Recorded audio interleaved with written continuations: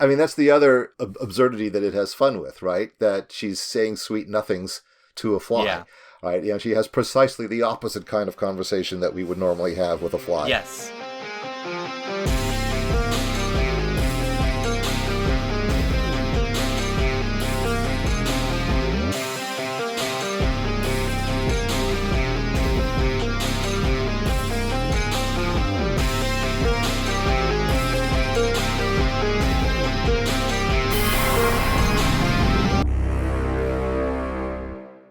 Welcome to Totally Pretentious, a podcast about great movies. I'm David. And I'm Sean. And on today's show, we'll discuss Eega, a 2012 Telugu language fantasy comedy written and directed by S.S. Rajamouli and starring Sudeepa, Nani, and Samantha. So, David did this. This is David's movie. It's your fault, David. It is. I take full responsibility. You better. I regret nothing. You regret nothing. Not at all. Before we get to that, this is a friendly reminder that if you have any thoughts or questions for us, you can obviously send us messages at skiffingfanny.com/listener suggestions. We usually do mailbag episodes and things like that. And also, I'm sure David and I would love to hear from people who have opinions about this movie. You know, you are presently like a fly on the wall. No, I don't get a giggle for that. Come on. Har. Okay. Fine. Anyway, yeah, send us messages. We would love to hear from you. So, this is an earlier film by S.S. Rajamouli, who has really come to prominence in the West in the last year with the huge success of RRR. It's essentially a superhero film in which we have a young couple played by Nani and Samantha who meet, fall in love. We've got the usual meet cute shenanigans. But the evil businessman Sudeepa is also in love with her, and he, has Nani murdered, who subsequently is reincarnated as a fly and comes back for revenge. And gets his revenge in all the ways that a fly can, and probably in quite a few that a fly can't. But does it anyway. And he has a rocking theme song. Yeah, it's literally just Eega, Eega, Eega. No, it's more than that. My name is Nani. You know, I'm coming at you into your heart like a nuclear missile. The whole bit. It is beyond catchy. Plus, it's got a great dance number. At the very end, the fly does in fact have a full-blown dance number with backup fly dancers. Yeah. So awesome stuff. I guess I should have expected it, that there was going to be that, but I was not expecting there to be a fly-based dance number, like at all. Well, and I think absolutely you should have, given that, as we know, the dance numbers, whether they're a fundamental element of Indian cinema, it's only logical that our dance numbers in this are going to involve flies. I like how you could just casually say, "Oh, but it's totally logical," like for that to happen. Well, yeah, it is. It is. I think it's a film that absolutely plays out on the terms of its logic. As it takes its logic into obviously it leans very heavily into absurd extremes, but that absurdity is based on the logic of its premise.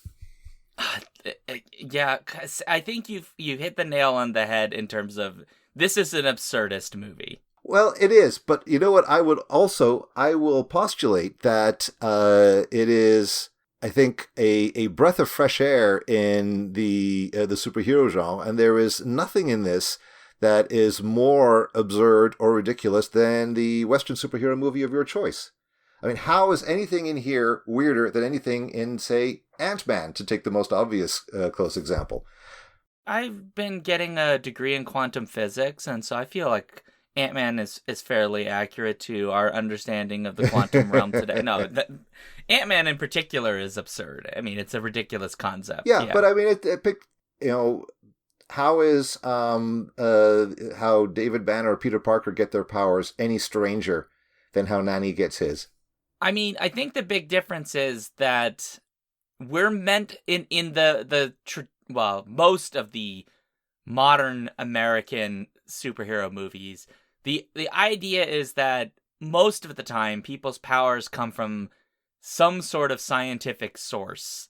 I'm putting big quotation marks around that because it's a lot of like fudging nonsense, but it's under the air that it's sort of like the Star Trek thing where like they just say a bunch of mumbo jumbo to make it seem like it's really sciencey, but it's not really. Whereas this film is more like the handful of superhero films we've had that just lean into the fact that no, it's just fantasy. This is rooted in reincarnation. I mean, that's literally what happens. He reincarnates as a freaking fly. We see his birth into fly form. I think the difference that I find here is that unlike with the American superhero film, when magic or gods or whatever are the thing that does the powers, it's always like part of some bigger grand narrative, like you're like a reincarnation of a god, or like you've got the power of the super hammer or whatever, or like you've got Shazam or whatever, or Black Adam, who have all of this extra stuff. Whereas this one, it's just like he reincarnates, he's a fly, that's it. There's no like added attachment to it. It's just reincarnation's a thing that occurs. This happened to him. He happens to have gone down to like the bottom of the pecking order, and that's it. And then from there, it's just he's just proceeding to get his vengeance, while also, I guess, sparking up a love affair with the absolutely stunning Samantha. So yeah, it's just a little different because I think with if you think of something like Shazam, right? Like he finds the like magic Shazam thing that gives him the super Shazam powers. There's no logic to it, but it's trying to make it seem more serious and look how big and important it is. And this film is just like, no, we're just making flies, and that's what's happening. Did you just tell me that the Shazam movies are trying to be more serious? In terms of the logic of why they have superpowers, yeah. It wants us to take seriously that a kid found some like fucking power ball or whatever in a cave or something. I think you've actually been making my own point Yes! for me, in making the Western film sound even more ludicrous than this, because when you just said like the air of science is utter nonsense. Well, of course it right? is. I mean, yeah. there is no remotely scientific premise behind the idea that being bitten by a radioactive spider is going to give you powers. That will never happen. This is utter fantasy that is just got up in the clothing of science. David, right? don't... It will never... No, don't take my dreams from me, okay? I want to get bit by a radioactive spider and get superpowers. I mean, there is this convention in primarily, I would say, American films. We see it far less in elsewhere, where there is this need to have a veneer of an explanation, no matter how ridiculous the explanation is, right? And to somehow anchor that in quote unquote science, right? So the ants are 15 feet long because of atomic radiation. Or the guy is very big and strong and green because of atomic radiation. Or he has the powers of a spider because of atomic radiation. You follow my drift here, right? And it's a kind of logic that is punctured in some other American films, such as Tremors and The Birds, where there is no explanation for how these things are happening, right? And in fact, the lack of explanation is shoved in our faces, much to, particularly I think for audiences of The Birds, their discomfort, right? Because, wow, I want an explanation, even if it makes no sense. And The Bird says tough shit. And sometimes, like, having the explanation actually ruins it, right? Because exactly, by knowing why it happens, even if it makes sense, it sort of takes the mystery and the terror out of it. Because now it's something I can understand. Right, but sticking with the superhero form, in many ways, I would argue that coming up, saying that this magic actually has a scientific explanation makes less sense than if we just said it's magic, right? Or there are gods. But okay, so we have to go for this pseudo rationalization. I don't see what the difference is here with, okay, he's reincarnated, and as I said, we actually see his birth, so arguably Eega is more rigorous in the application of the logic, right? It's playing with reincarnation, which is not exactly an outlandish concept in its cultural context, sure. And goes with it, right? And sort of plays out, and I think really does, I'm not kidding when I say it's rigorous in its logic. I think one of the great joys for me in the film is seeing it work out, okay, how exactly would a fly get revenge on a man. Right? And one of the some of the really hilarious moments early in the campaign are when he does it exactly as a fly would, right? You know how annoying it is when a fly is buzzing in your ear. Now imagine the fly is doing that on purpose, is waging psychological warfare, right? And the scene where Sudeepa is unable to sleep because he's being driven absolutely mad by this fly is a vision of hell, and one that we can actually connect to. Is like, yeah, I've had insects do, feel like they were doing this, and imagine if they actually were doing it, just what a monstrous experience that would be. And so on the one hand, it's playing off, okay, this is how a fly would do it. And then on the other hand, as we move further into the campaign, it takes the idea of, okay, now the fly needs tools. It needs, like what any superhero needs, accessories and weapons. How is he going to get them? Well, fortunately, his girlfriend specializes in miniature sculpture. Why not? Right?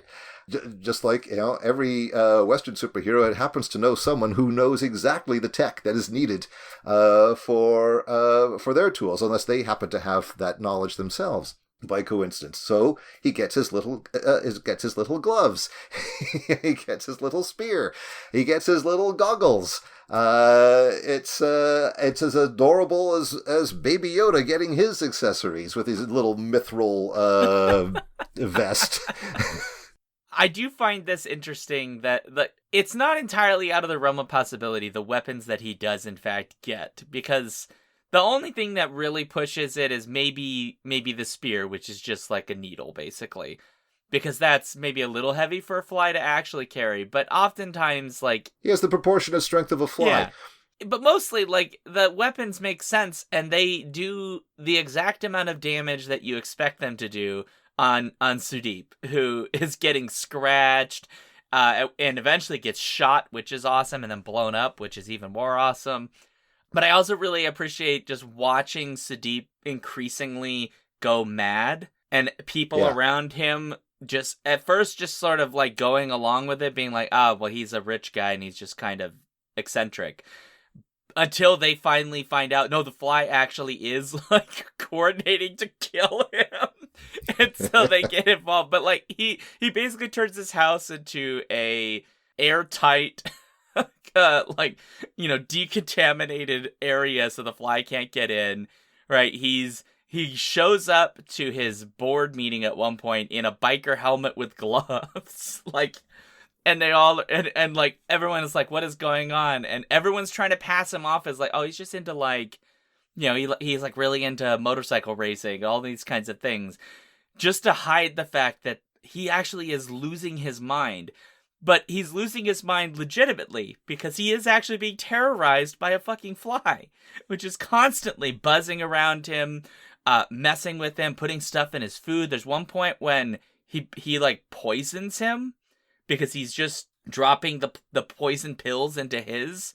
is it like rat poison or whatever that he like puts there? Fly poison. He's just putting the pellets in Sudeep's water and like attempts to poison him. Like, it's a long string of things that are happening. And you can imagine being a person being terrorized by a fly and nobody really believes you. And you go increasingly more insane because you are actually being terrorized by a fly that is trying to murder you. I mean, it has some of the rigorous logic, the rigorous surreal logic of a Tex Avery cartoon, right? In Looney Tunes, where a premise is pushed and pushed and pushed. It escalates. So the dog whose path is crossed by a black cat, and then he throws. But he's he had a lucky horseshoe, but he throws away the horseshoe, and then he's hit on the head by a falling horseshoe, and then 4 horseshoes, and then a horse, and then by the end it's falling battleships that are hitting him on the head, right? But it just, that kind of, push it, right? And it's the same kind of thing here, but in a live action world. And everything you described there too, right? Notice how I think a lot of the pleasure comes from is like, okay, we go from how would a fly wage war on a man, and then how would a man try to defend himself against a fly that is waging war on him. And then the people around him, how would they react to this perception, right? Yeah, like you said, until very late in the game, they don't realize there really is a fly. And here, of course, we have a parallel to The Fly from 1958, right? Where, Vincent Price and company don't believe his sister-in-law until they find the fly with the human head. I think another early hilarious example is when Sudeepa is trying to be all smooth and pick up Bindu, and Nanny just keeps flying into his ear and throwing him off his stride. He just suddenly starts jerking around violently, and to Bindu's perspective, it's like, what's wrong with this guy? Why is he behaving in this way? All right, and at which point he's still trying to throw it off, because as far as he's concerned, there's just a fly that's annoying him, but but whose timing is absolutely impeccable. Yeah. So it does these two things of it lays out the logic of its universe, and then follows that logic or follows that argument to the nth degree, and so we eventually wind up with car crashes and explosions. Because she's talking to a fly, other things happen because people don't realize that she's talking to a fly because she's being discreet. So the example I was thinking of is specifically the robber who breaks into her house, but thinks she's speaking to him, and inadvertently she changes his entire life, and he gets a job and he starts working and he stops drinking. Yeah. And everybody else is in on this, doesn't realize she's talking to a fly too. So at the end, when she's like, I brought somebody with me and you're not going to like it, the priest thinks she's talking about this guy who he knows, and we see by flashback, is a drunkard who's doing all of these, terrible things, tries to rob the monument and all of this stuff. And it's, in fact, the fly the whole time. And I find that little, bit of, it's not misdirection, but just clever play on the issue of the scale is very fun. It's straight up farce, right? It's the it's the misunderstandings, conversations at cross purposes. It's very familiar stuff, but in a very unfamiliar context. Well, and I guess the natural reaction would never be to assume someone's speaking to an insect, because that would seem nuts. What do you mean you're talking to the fly? What? Yeah, I mean, even in the realm of pets, right? We talk to our pets even when pets don't. I talk to my snakes; they literally can't hear me. They don't have ears. But it would be extra weird if I were talking to an insect, and especially a fly. Seriously, and rather than, I suppose it'd be more acceptable if we were talking about I'm going to kill you, in which case. Yes, I was going to say I have had violent words with insects in the past. And then you could see where that misdirection could go in real life, where I'm going to kill you. What do you mean kill me? Yeah. No, the fly. I meant the fly. Though I suppose in that case you would indicate I meant the fly, not you, because we would say that's an appropriate reaction. But if one is having more positive, and in this case, somewhat romantic conversations with a fly. Well, exactly. Yeah. I mean, that's the other absurdity that it has fun with, right? That she's saying sweet nothings to a fly, right? She has precisely the opposite kind of conversation that we would normally have with a fly. Yes. Well, and I think that because it never reveals to other people that that's what she's doing, we never actually have to have that uncomfortable moment. The only person who has that moment is Sudeep, who everybody thinks is why is he so obsessed with this fly thing? It's just even if there's a fly, they're like, it's just a fly. What's the deal? So he comes across as being mad, although we understand why he's going mad. But there's that other element of if you were in a situation, in her case, speaking sweet nothings to a fly, other people might start to look at her different, but it never crosses that line. It never lets other people in on it, which I think is very clever, because it means we can have these fun little moments, but we also don't break the kind of romantic fantasy that's at the heart with the narratives about the heroes being potentially perceived as mentally deranged. So the villain desperately wants people to know that there is a fly, that whereas the heroine has to keep people from knowing that there's a fly. Well, and yeah, that's exactly it. And for understandable reasons, because she knows how bananas it would seem, let alone Yeah. all of the other things attached to the fly. Yeah, it's my, the guy that I never really let know that I actually loved, and he died too soon. It's actually him and I working together to get revenge on the guy that murdered him. Like, also he signals to me with like his little fly sign language. We communicate. We're sweet on each other. Like, yeah, there's just layers upon There's a layers. lot of explaining to do Yeah, there. a lot of explaining. Whereas I suppose with Sudeep, you can see rationally someone saying like, "This fly is driving me crazy." Yeah, well, we all say that at one Yeah, point. yeah. So that seems it's just the extremes, right? There's a point at which Yeah. like he seems insane because he's like building decontamination chambers and all of this stuff in his house and motion sensors and like advanced cameras and all of this craziness in his house. He's taken it to that extreme so people can see him as like he's falling apart because he's overreacting Yeah. to something that is reasonably mundane. And so now it becomes It is. a matter of believing the unmundane explanation for why that is.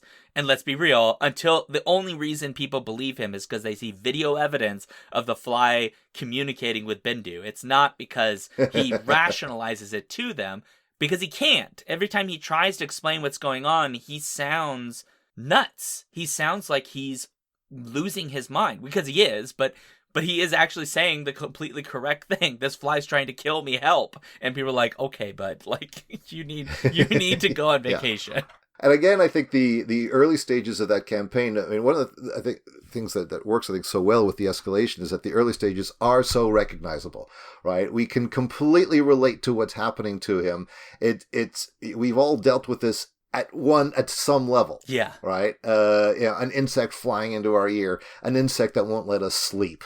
We know what that is. It's just, the film takes something that we all know, that we've all experienced, and then ramps it up. Yeah. Right? And so there's certainly those early moments of perhaps even shuddering in sympathy with our bad guy as oh no, I've been there. Yes, that would be so awful. But then, certainly, by the time that, he's had his car wrecked, we've entered another level of persecution. Yeah. Well, and the levels to which Nani has to go to get access to him. Yes. It stops being just, I'm flying and I'm messing with him and, the norm, like once the walls start going up, he has to like basically become a spy. It becomes almost like a spy thriller of like, how do I invade his area to get to him? And then they have to come up with these elaborate plots of how do we kill him? Like the thing that ultimately does most of the damage at the end is the failed plot of the cannon, because they figure they can get the cannon, and then one of the guards like blocks the cannon. So the guard does know that the fly is doing something? Yeah, I'd have to look back at that scene, yeah. Because he's filling the cannon with all of the gunpowder, right? And he's put the thing in, and that guard fills the cannon hole with a piece of paper. Right. And so he can't use it until it pops out at the very end when Sudeep is torturing both of them, but especially Nani. And in very, very scary fashion, because he is way too excited about it. Although, I guess to be fair, he has been getting tortured for like months. So. Well, yeah. I suppose were we in his shoes, we might feel the same. Yeah, a little bit. But yeah, so like I found that really interesting. Like they set this up, although there maybe is a bit of a break in logic there, because it's the same guard that eventually comes to realize the fly is in fact communicating and trying to kill him. So maybe he should have known before, but maybe he just didn't believe. I don't know, whatever. But it's that setup of the failed plot is the thing that ultimately does it. Yeah. And it's actually Sudeep who causes it inadvertently, because he's banging things around and knocks the paper out. The paper out, yeah. And then, of course, Nani lights himself on fire and sets it off. which is great because then you get that amazing CG sequence of the fire with the fly coming out Yeah. of it, coming to get him, which is such a... I was like, I wasn't expecting that. I thought it was just going to be an explosion, but like they had to take it that extra level, which I really appreciated, Yeah. which is almost like the spirit of Nani as Fly is coming for you. It was pretty good. So that, and your mention of the CG, I did want to touch on that too, because this is one of the things that I found so refreshing about the film was its use of CGI to run with, again, the absurdity of its premise, to give us these shots of a fly doing everything, and particularly that climactic moment there. I mean, one of the things that I've commented in the past is that now that we're at a stage where particularly blockbuster films can basically show us anything, the sense of wow or awe or wonder or seems much more thin on the ground. I agree. Right? It's okay, yay, it's another sky face, sky beam, sky hole, whatever. If you think of the number of $200 million movies of late where you've seen something and gone, wow, that looks so cool, rather than, yeah, that's nice. If everything is special, nothing's special kind of problem.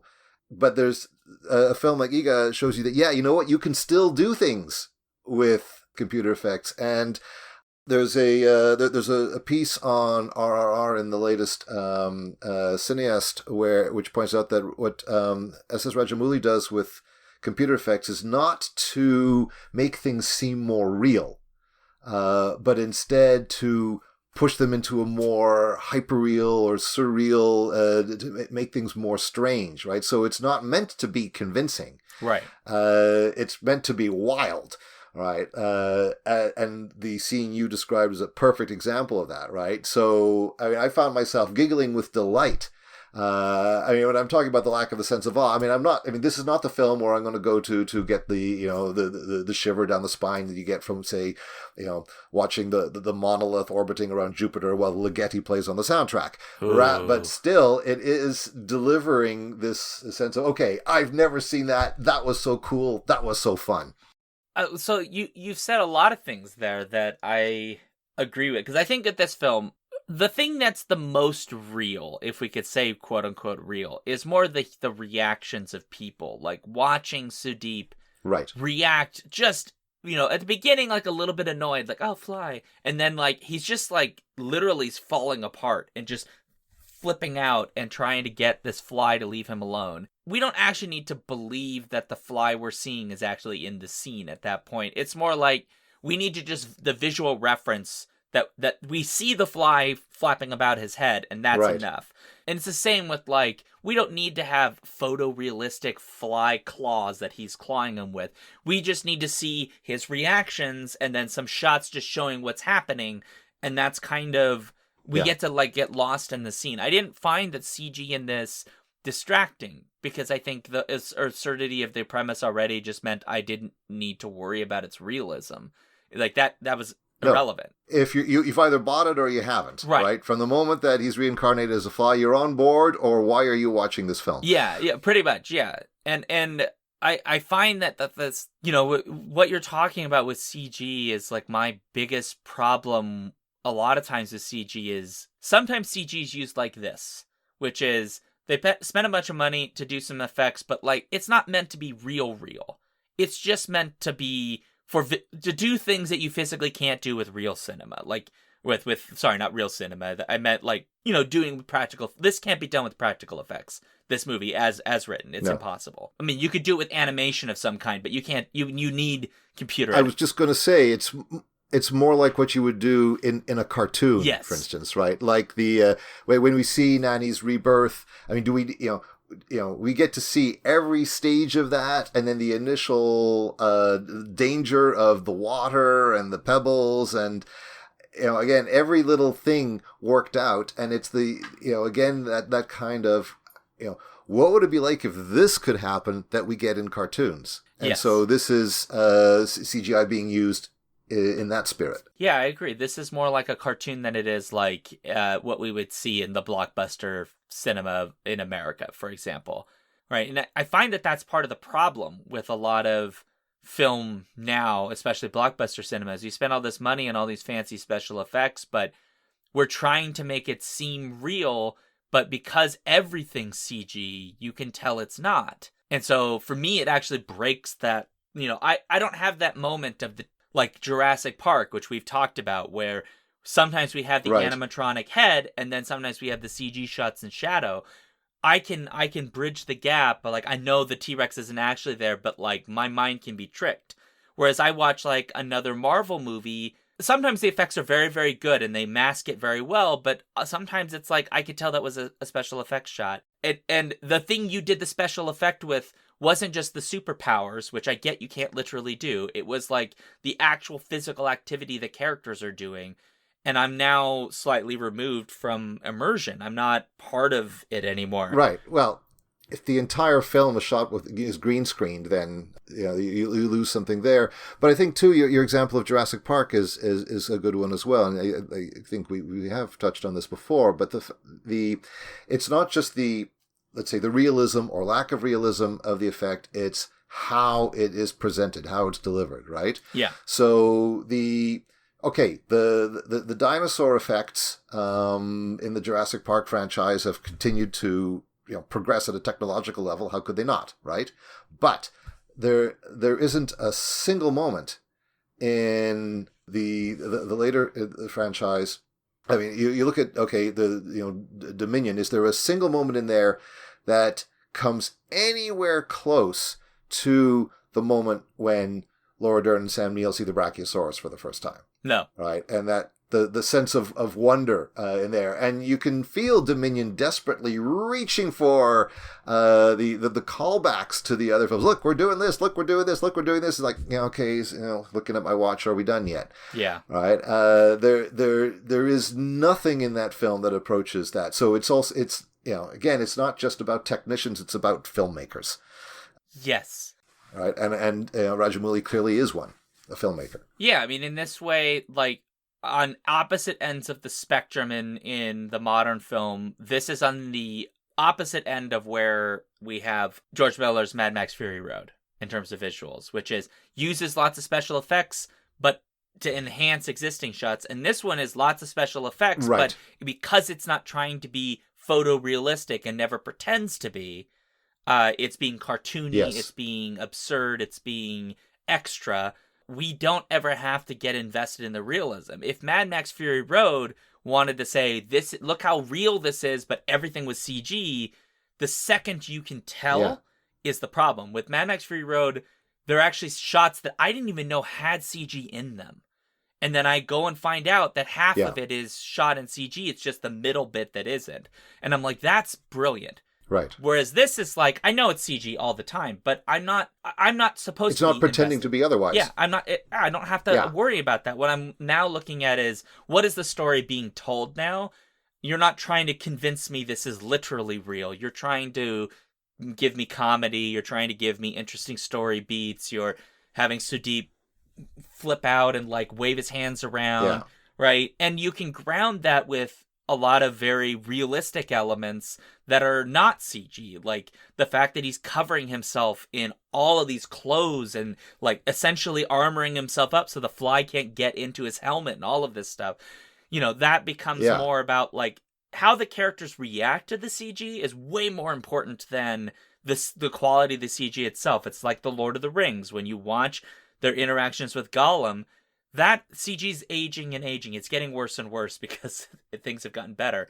But you still invested because the way they react to this character feels real. And it's the same with, the way Bindu reacts to Nani as Fly, the way Sudeep reacts to the Fly. Even when we have these sequences, when we see the Fly preparing for his next evil, vindictive plan. Yeah. Right? We always are at that moment of like, I know it's not literally real, but the reactions feel grounded in the scene.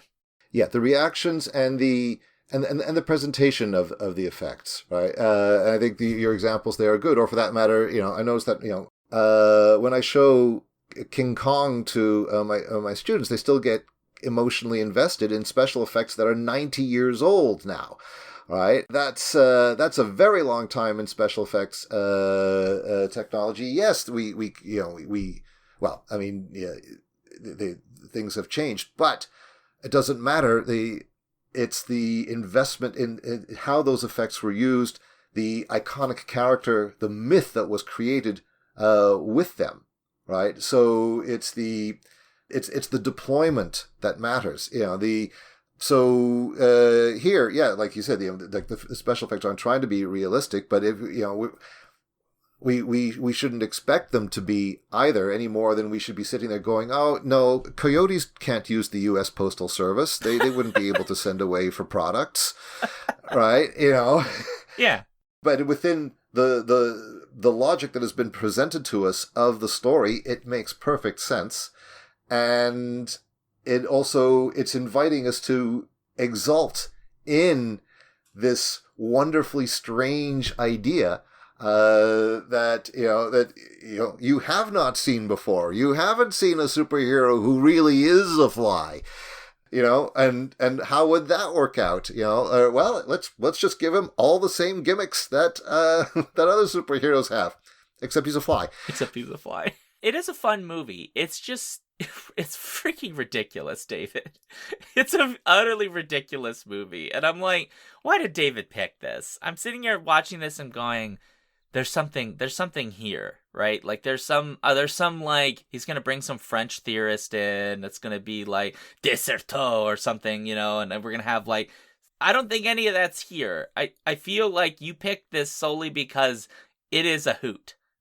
Like, that's the reason. It's enormous fun. I think it's enormous fun. I think it, but I'm really not kidding when I say it is in some ways sui generis, but it also, I think, feels like an intervention. I can only speak about our cultural context, sure, right? But seeing this film in our context really does feel like a breath of fresh air. It's like, oh, look, this is what you can do with this kind of a story. This is, you don't need $200 million.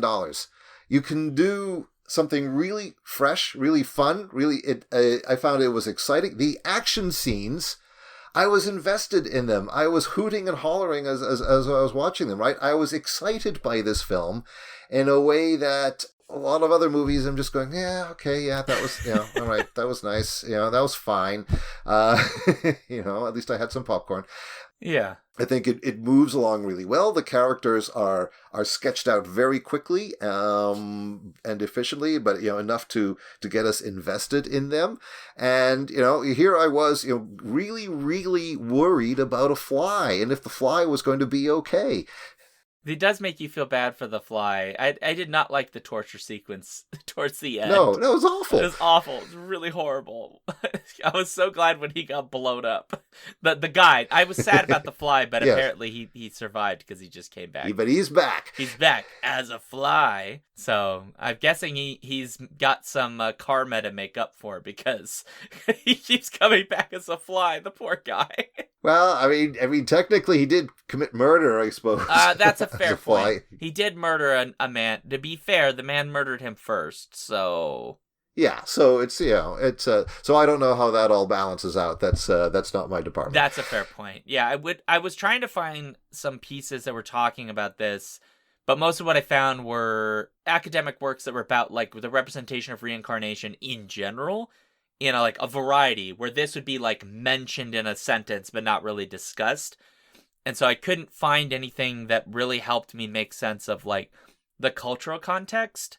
I mean, I understand that is a part of a belief system that's in that region, but that's well outside of either of our cultural experience because, yeah. Rajamouli himself has said that he's an atheist. So, so this, may simply have been a useful narrative tool for him. Very possible. Yeah. But again, I don't, there's a lot going on there. I mean, contextually that, neither of us is in a position to comment on. Yeah. If anybody who's listening maybe has some of that knowledge, it'd be interesting if you could share some of that with us. Cause I think I would like to know if this is doing, as David suggests, maybe it was just a convenient tool and it's part of his culture. So he kind of just took something from the culture and just kind of took the idea and went with it into a story, or if there is some other cultural commentary going on that we just simply are missing because it's not part of our cultural context. I'd be curious. I did want to bring up, though, David, and you might find this very interesting. There's a YouTube channel called Corridor Digital. Mm-hmm. They're all VFX artists, and they do VFX artists react. They also do stunt react VFX, and then they bring like an actual stunt person in to do stunt reactions, and like legitimate stunt people that have like worked on major films and stuff, including like Marvel films. But the thing that they've done a few times is they've had some of the films they've covered have been Indian cinema, various Indian cinema, because obviously there's a bunches of movies like this that have really bananas special effects shots of a variety of forms. And I was thinking about, as we were talking about the CG, some of the things that they've like shown, because there is something about like some of the special effects that are coming out of Indian cinema over the last like decade or so, where the realism is literally the least important thing. It's all about kind of what you like, the investing the people in the moment, right? Invest in the audience by giving them something spectacular to watch.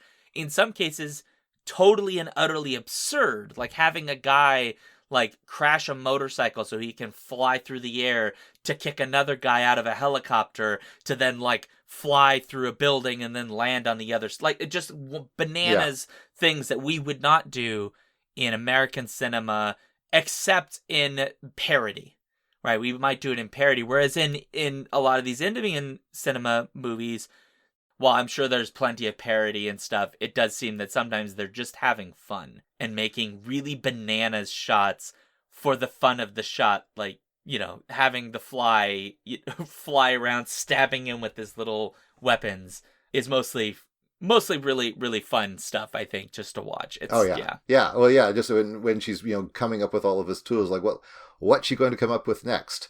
Yeah. Right? And I think the goggles might have been my favorite touch. Yeah. The goggles or the gloves. I think the goggles are really clever. Of like, how do we deal with being sprayed with bug spray? Goggles. Goggles. That's the way to get go. the fly some goggles. Yeah, so which almost become his superhero mask. It does. And then, of course, after he's done, or he thinks he's done, he throws them away. He whips them off. Yeah, that's great. Yeah, and Sudeep is positively villainous. Oh, yeah. Multiple layers of it, including his womanizing. He's cruel and mean. He's a crude businessman. Like, we don't really feel sorry for him because he is a monster. We can shiver in empathy in the stages, and like when things are happening to him that have happened to us, we can go, oh, that's awful, even as we're thinking, but you have it coming. Yeah. The way he kills Nani is really, really horrible. Oh, it's awful. Yeah, I want it's to brutal. feel your life leave your body, or whatever he says. Yeah, as he chokes him to death. It's horrible. Not a nice guy. No, he's not. He's a terrible monster. But he's really good at pretending to be a nice guy, but only with women he wants to sleep with. Very, very oily smooth. Yeah. Ugh. So we got to close out here pretty soon, but I see in the little chat, David, that you think we should do some recommendations of things we've seen recently that folks should watch. Just to wrap us up, and maybe if we have a few ideas, just a few things that have crossed our eyes recently that we might want to give to folks as we sail off into the sunset. Okay. Well, I'll start off with The Boys, which is the TV series. The TV series. I freaking love The Boys. I'm on season 3 at the moment, which is as screwed up as the other 2 seasons. Mm-hmm. But I really like, it's sort of deconstructing in a dark way the superhero genre, which I really appreciate, because I do feel like we've had enough of this superhero stuff where they're all good and fundamentally amazing people. And it's like, no, in our real world, they'd probably be corrupt. Maybe not quite as corrupt as The Boys, but definitely be a lot of corruption. So I do appreciate that. I'm curious to see where season 3 goes. So I'll give that one. People should check out The Boys. All right. It's very violent. I just want to be clear. Yeah. Very bodies get blown up. Like, I don't mean like fire, like in this movie where he gets blown up and we just don't. No, I mean like exploded. Yeah, I haven't seen that myself. I read the first, I think probably first dozen or so issues of the comic, but I haven't caught up with the show yet. It's a little different than the comic, but not drastically so, but a bit. So what do you got? What do you want to recommend? Well, I've got a few films that, well, since horror is my is my field, just a few horror or horror related films. So, of course, the first film I'm going to mention is Todd Field's Tar, which is much closer to horror and has some outright supernatural elements than most people have commented on. And it's a film that I have to say that has taken up permanent real estate in my head since I first saw it. A couple of others I would mention would be Joanna Hogg's The Eternal Daughter, which has an extraordinary dual performance by Tilda Swinton, playing mother and daughter. Charlotte Colbert's She Will, which has the magisterial Alice Krige, who for genre fans are probably most familiar with her as the ghost in Ghost Story and the Borg Queen in First Contact. Oh, okay. This is certainly a horror for the Me Too age, and Krige is given absolute center stage here, and does incredible work. Valdemar Johansson's Lamb, a very heartwarming and heartrending Icelandic horror film. Oh. Which is, much of it is very gentle, but it is going to rip your heart out by the end. And then just jumping back a few decades to 1963 for Brunello Rondi's Il Demonio. If you had asked me prior to my seeing this film to draw a Venn diagram, the intersection between Italian neorealism and Italian Gothic, I would have drawn two circles on two separate pieces of paper. But it turns out that Il Demonio is the completely unexpected intersection between those two apparently utterly disparate forms, and is a very, very powerful piece of work, complete with a non-special effect created spider walk a full decade before they were shooting it for The Exorcist. Oh, really?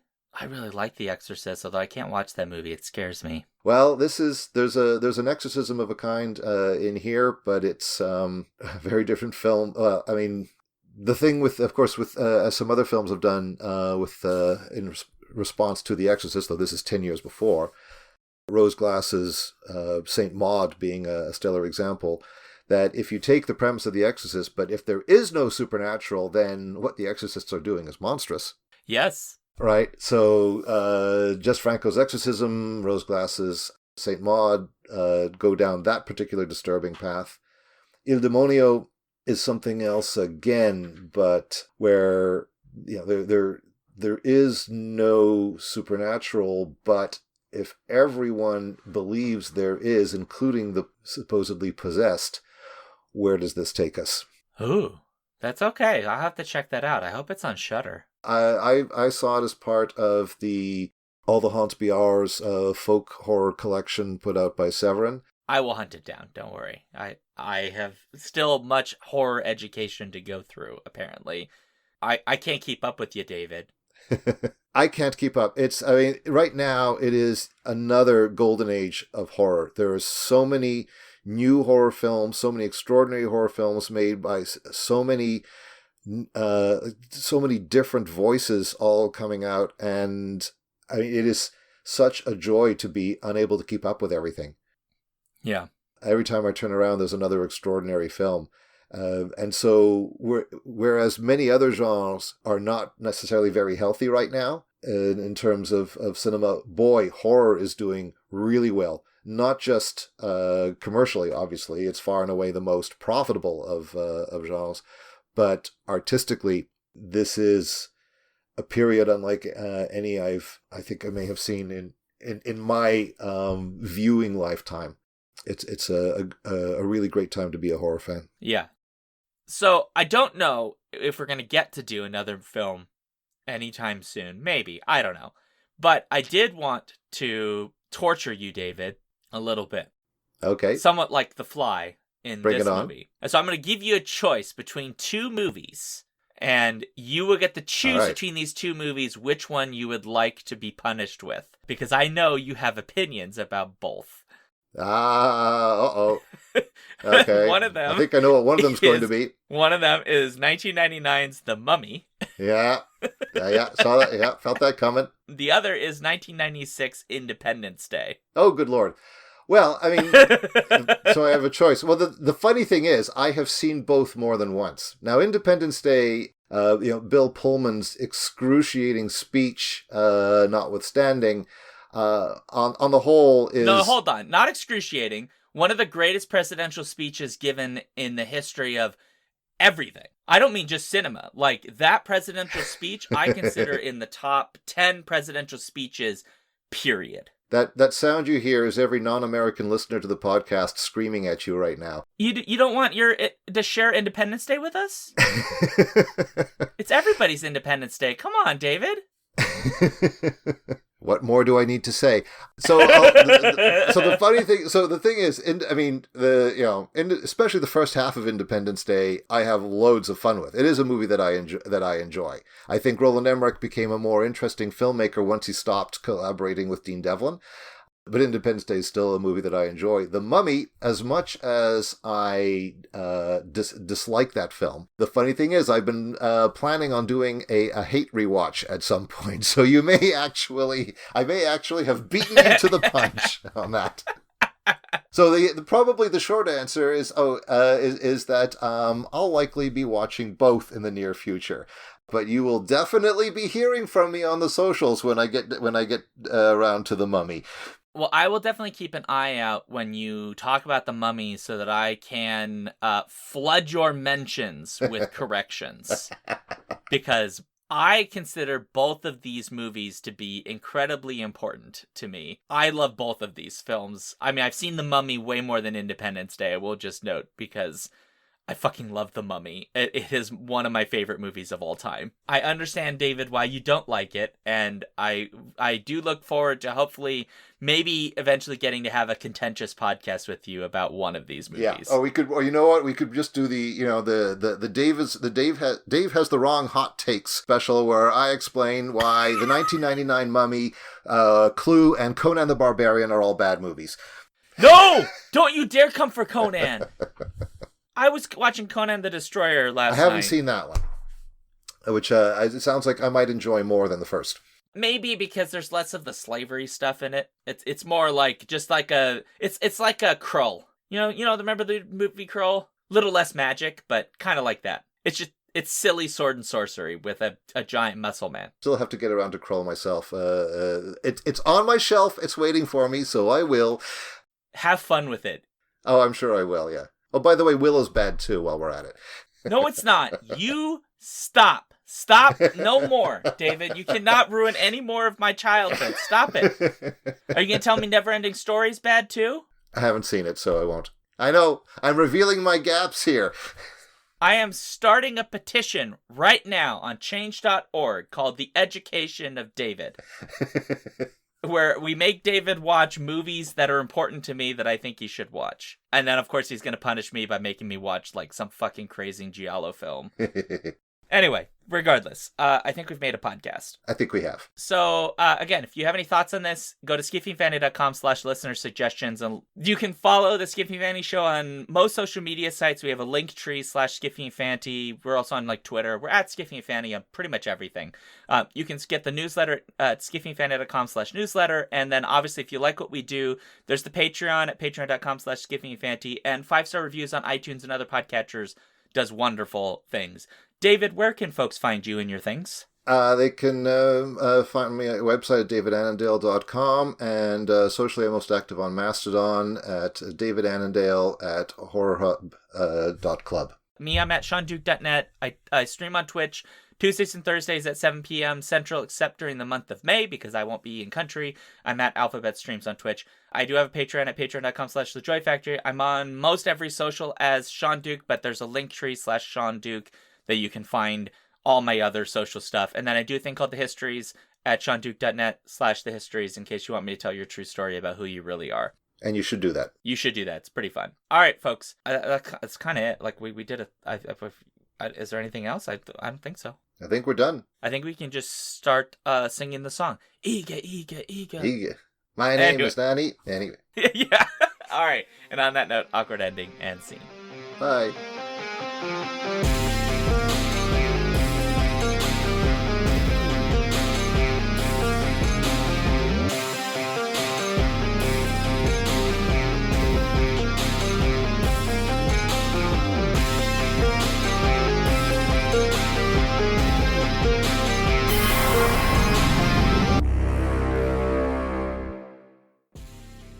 If you want to support this show, you can go to patreon.com/skiffyandfanty or skiffyandfanty.com, our website, where you can get access to all of our fancy things. Our music comes from Holy Mole. You can support him and his work at patreon.com/holymole. Thank you for listening.